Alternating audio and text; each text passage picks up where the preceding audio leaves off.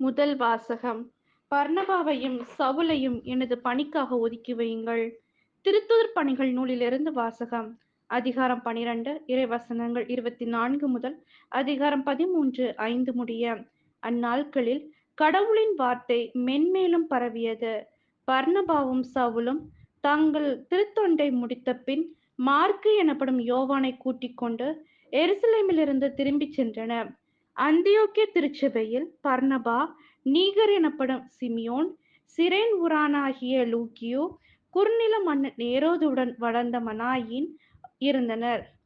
சவுல் ஆகியோர் இறைவாக்கினராகவும் போதகராகவும் இருந்தனர்.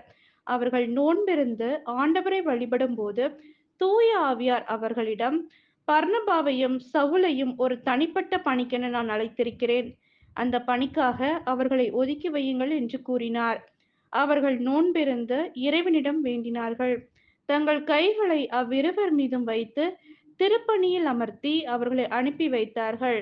இவ்வாறு தூய ஆவியாரால் அனுப்பப்பட்டவர்கள் செலூக்கியாவிற்கு சென்றார்கள். அங்கிருந்து சைப்ரஸுக்கு கப்பலேறினார்கள். அவர்கள் சாலமி நகருக்கு வந்து அங்குள்ள யூதரின் தொழுகை கூடங்களில் கடவுளின் வார்த்தையை அறிவித்தார்கள். யோவானை தங்கள் உதவியாளராக கொண்டிருந்தார்கள். இது ஆண்டவரின் அருள்வாக்கு. இறைவா உமக்கு நன்றி.